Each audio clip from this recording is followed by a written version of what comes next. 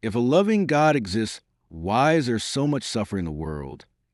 This question stops a lot of people from believing in God, not because they're angry, not because they haven't thought deeply, but because suffering feels incompatible with love. We look around and see animals eating other animals, disease and disability, abuse, rape, and violence against innocent people. And the question naturally becomes, how could a good God allow a world like this? Instead of dismissing that question, today we're going to slow it down, and we're going to use a story many people already know, The Giver. In The Giver, society tried to solve the suffering problem. They removed pain. They removed extremes. They removed deep emotion. There is no war, no hunger, no severe illness, no intense grief. At first glance, it looks like the perfect solution, a world without suffering. But there's a cost. Color disappears. Music disappears. Love becomes shallow. Choice disappears. People are safe, but they are numb. One of the biggest lessons from The Giver is this. Removing pain did not create happiness. It removed depth. The people in the community don't experience real joy because real joy requires contrast. Without loss, love becomes thin. Without risk, courage disappears. Without pain, pleasure loses meaning. This forces us to ask an uncomfortable question. Is suffering the opposite of happiness? Or is numbness the real opposite of happiness?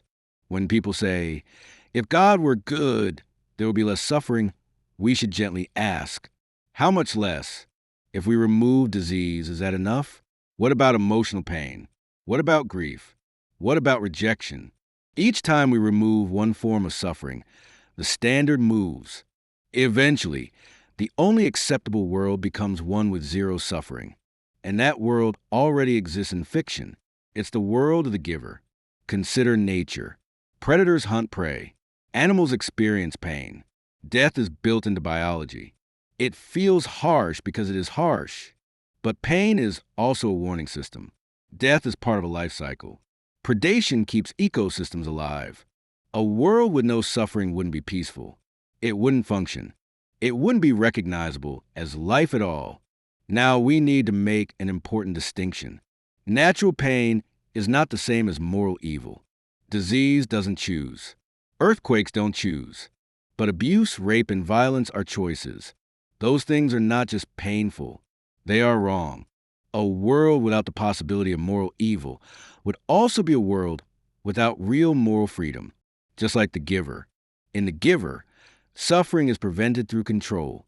Choices are limited. Emotions are regulated. Freedom is sacrificed for safety. And the result isn't goodness. It's compliance. Goodness only matters when choosing evil is actually possible. Love only matters when loss is possible. Here's a question we don't ask often enough.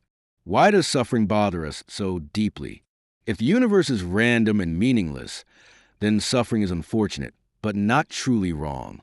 Yet we feel outrage. We feel grief. We feel moral urgency. That reaction assumes something important. That people matter. That harm matters. That justice matters. So instead of seeing God as a manager whose job is to remove all pain, consider this. What if God is the reason meaning exists at all, even in a painful world? Suffering doesn't make the world meaningless. It makes the world tragic. And tragedy is not the same thing as meaninglessness. We've seen a world with almost no suffering. It was safe, calm, controlled, and empty. If removing suffering also removes love, choice, and deep joy, would that really be a better world? If this channel has helped you feel understood, challenged, or even just a little less alone, I'd love if you could like this video and follow us. It helps this message reach people who might need it too.